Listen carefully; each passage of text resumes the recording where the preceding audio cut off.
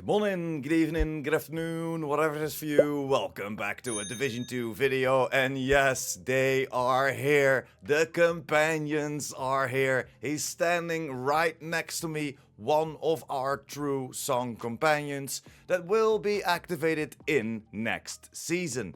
This is on the PTS right now, the public test server for next season. So there are still things subject to change, but I want to dive into this new edition for next season, as this companion will be our seasonal modifier. So how does it work? How can we start and or find this companion? Whenever you log into the game in next season or at the moment on the PTS, there will be a new side mission marked on your map, the Mutiny Hotspot.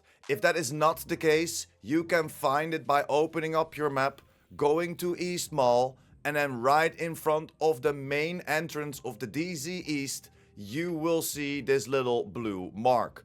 Mark it, and this will be the start of getting our companion, our seasonal modifier.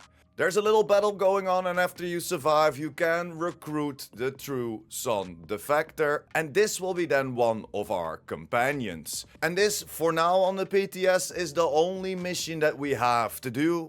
When we played it for a couple hours yesterday live on stream, we just met a lot of different of these companions in the open world. While attacking a control point, they started helping us out. Next to the snitch was standing there chilling a little bit. So if you and that NPC companion are not in combat, you can walk up to him and you can recruit them. And there are 3 different companions. They will all be connected to, of course, our season, so our active modifiers. If we open up our season, we will get the command link global modifier, and then if we go down, we have an active modifier, and this will be our companion. When you open this up, you can choose between 3 different companions. We got the quick fix, that's kind of the medic. We got the tech line, that is kind of the engineer. And then we have the spearhead, that's kind of assault. So let's start with the quick fix, the medic. The medic companion deploys a support station that revives, heals and cleanses all allies within 15 meters for 10 seconds. Medic gains shock ammo for the duration. The command link cost is 120. You see 2 traits.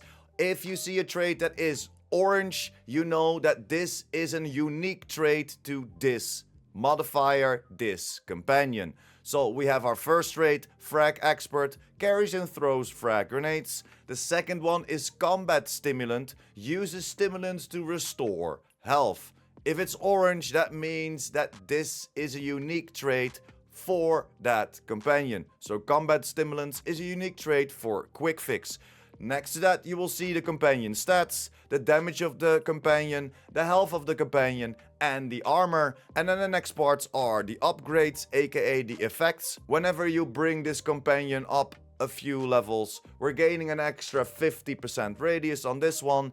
And for the 3rd and last level, when the support station expires, it emits a shock pulse in a 10-meter radius. Every single companion will have 3 levels. Then the next companion is Techline, our engineer companion. He will deploy a turret that targets weak points, enemy skill proxies for 20 seconds, and the command link cost is 80. We have 2 different traits on there. Then the companion stats, of course, it's a little bit higher in the damage and especially within the armor versus then of course our medic. As you can see, like the damage is only 2700 versus 6400. Our health on Techline is 700,000, while this is 1.1 million on the medic, but the medic's armor is 4.2, where the Techline is 14 million armor. So that's quite of a difference, and it does a lot more damage. The extra traits for this are turrets deal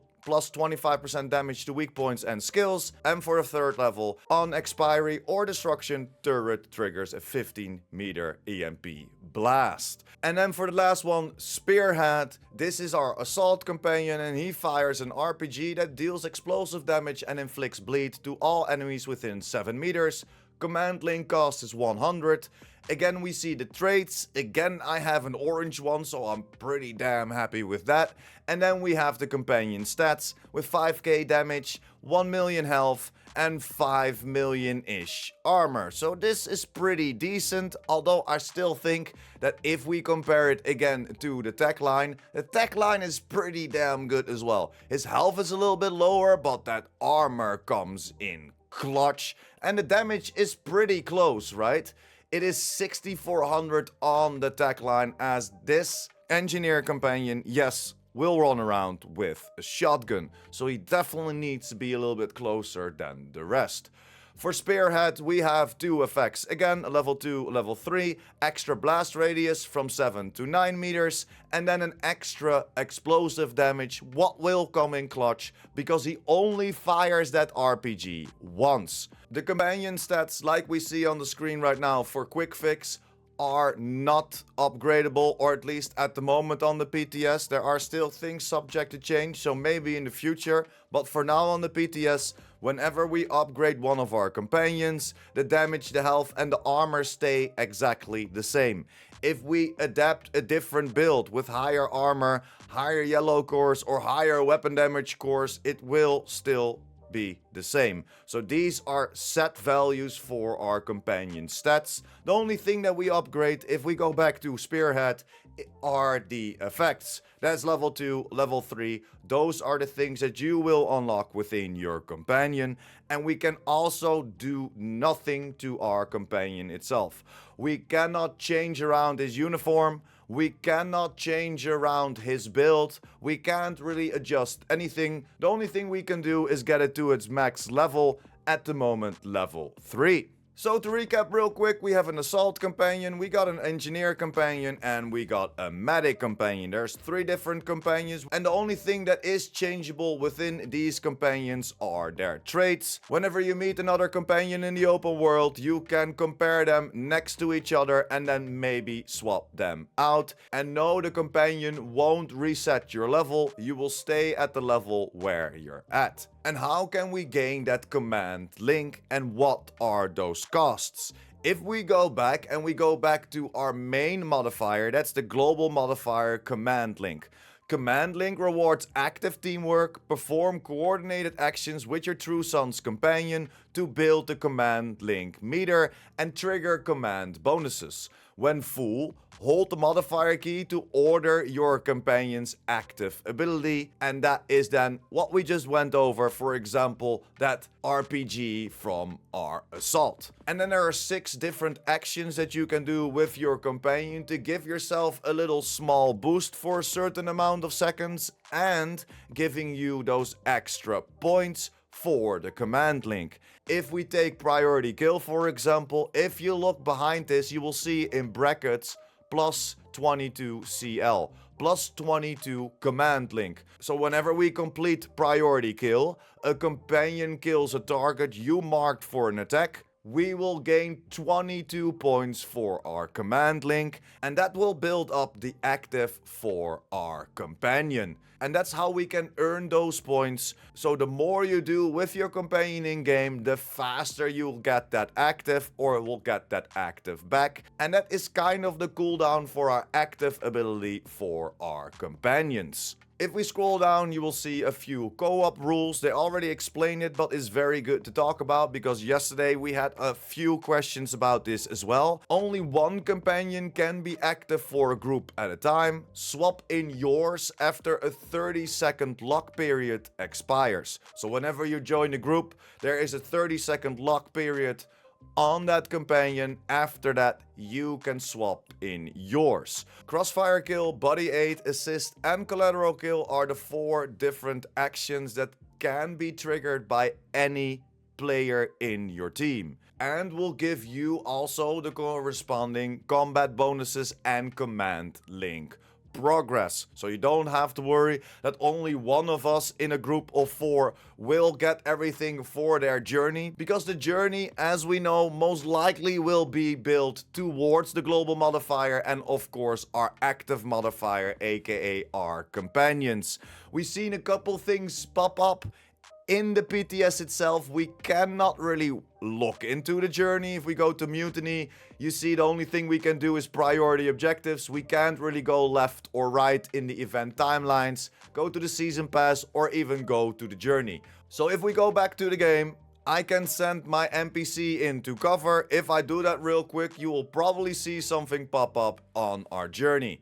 There it is, journey level 4. Right? So we already know, journey level 7 pops up as well. So we already know that there are a couple of things that we need to do, especially combined with this companion. And that's how to build up the companions active. And now, of course, how can we rank up our companion itself and get the progress as fast as possible to level 3 to make sure that we have all the effects? To do most things in the game with your companion. Let the companion do kinda all the work. That will give you the most XP. We tested it out a little bit yesterday on the start of Lincoln. In the first run, we commanded the companion to do everything, and we got around 500 points within our progression. So almost 50% in our progression bar we already gained by just letting the companion do all the work.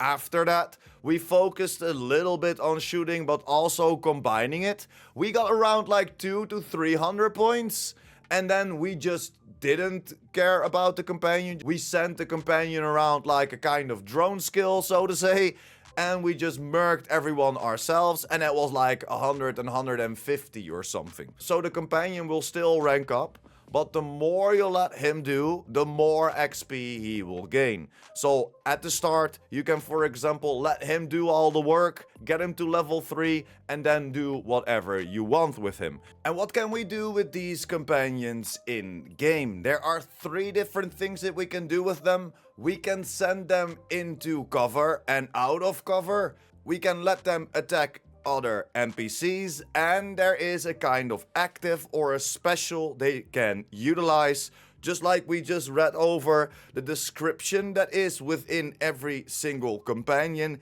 is their special or their active. And that's then something special that one of those companions can activate. Let me showcase it to you real quick. We're sitting just here in the open, and as you see that little line, and now on my screen that pop up, I only have to press this button, and then he will walk towards that spot, go into cover.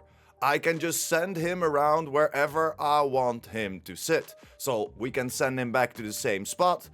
We tap our button. We don't have to aim in, we don't have to do anything, and he will go into cover. This is also a perfect opportunity. He saw some people running, so he is going to attack. There is another one here. You see, now just someone popped up, and this is one of the medics as well. So now, as I can now also showcase, we can now sit in cover, let our NPC or companion do everything. Or we can just zoom in and you see that little mark above his head. We can tag it. And that means that, okay, our companion is now gonna focus on that enemy. I know he can't really hit some stuff from here. As you can see now, the other NPC companion is also helping us out. Whenever this battle is over, we can recruit him if we don't have him yet. Or we can look at his traits and switch them around. Where can we take them? Because that is of course a valid question. Where can we fight with them? No, we cannot fight with them in the raids. That would have been fun, but imagine, that would have been very, very interesting. It would have been only 1 though within a group, right? Or will it be then 2 because we have 2 groups of 4? Still, it won't work. Where we can take them is in every single map. So we can take them everywhere in DC, we can take them everywhere in New York, we can take them everywhere in Brooklyn.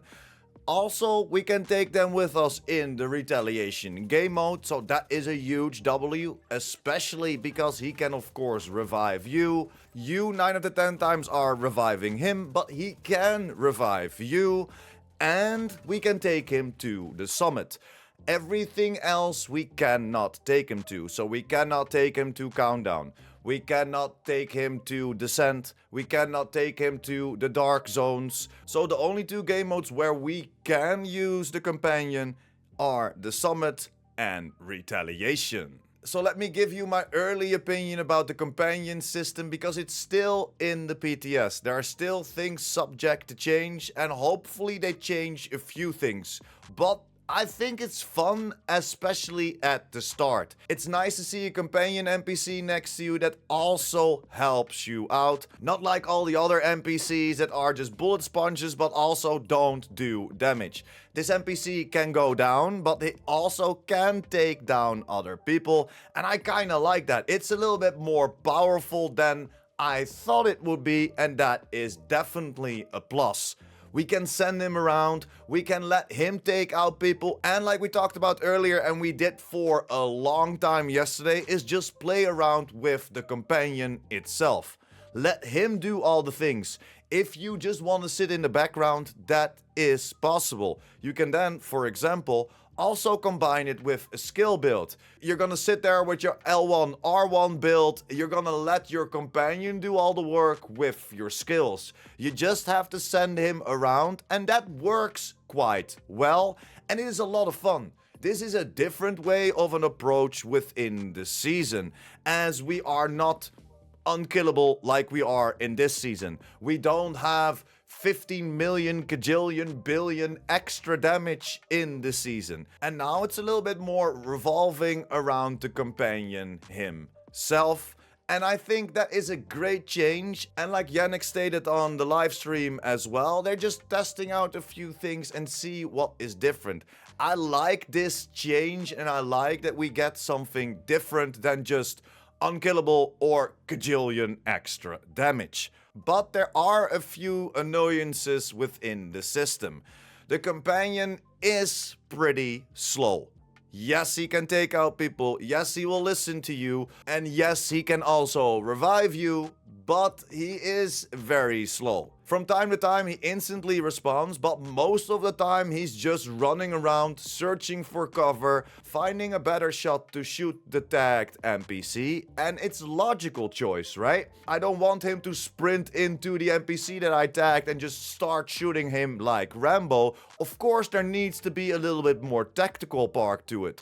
But on the other side, that's not really how we play the game anymore. Yes, we can play the game that way, but it's overall not really a tactical shooter, like for example with Ghost Recon. This system was also a little bit in Ghost Recon Wildlands. You can send your NPCs around, you can let your NPCs shoot for you, you can send them into cover, and a few other things, but that made more sense because Ghost Recon was a lot more tactical. Now we're just running through the missions, or at least in year 7, we're running through everything, right? I like it, I'm having fun with it, but that companion is just doubling, all not tripling your time within the mission or within the game. Again, I'm not saying that I mind. I cannot wait to do a few more things with this and let the NPC or the companion do a few things. But I think the most casual player that just wants to jump on the weekend for 2 or 3 hours is probably not going to activate it next season, as there is a lot to do, and if it takes you, instead of 20 minutes, now an hour per mission, and you only have 2 hours to play, there is a big chance that you're not gonna utilize this system that much, and then you're also not gonna utilize the journey that much, because most of the journey will be connected to this companion, and in that way you won't get the rewards. So it is a very tricky companion. Again, I am no developer, I'm no IT specialist, so I can't tell you how it will work better, but for now there are a few annoyances, especially around how slow he reacts to us. Again, this is the PTS, so there are still things subject to change. And one other thing that I instantly heard in chat, and we noticed throughout playing with him for a couple of hours, that he talks a lot. People tell me that I talk a lot, but damn, this NPC talks a lot. So a lot of people ask for a mute button, or maybe to lower it a little bit. Like, I usually play with a little bit lower of sound because I played this game so much. I don't need the whole backstory again, or I don't need to hear what they're constantly telling me in missions.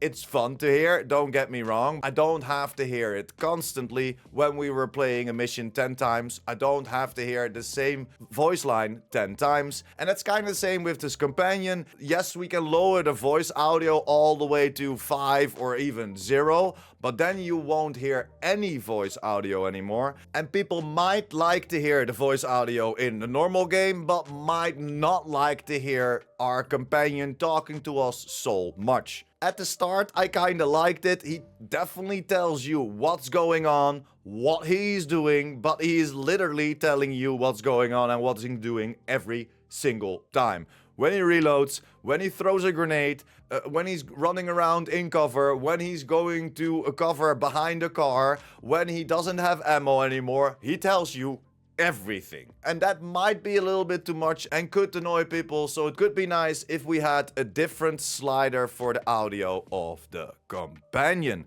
But that's pretty much it for me. That's my opinion, and now I want to hear yours. Did you dive on the PTS already yourself? Did you test it out?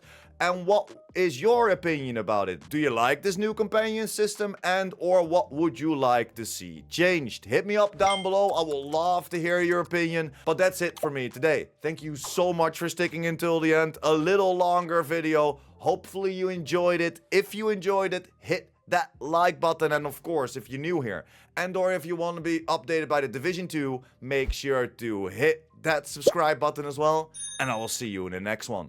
Pure Prime out.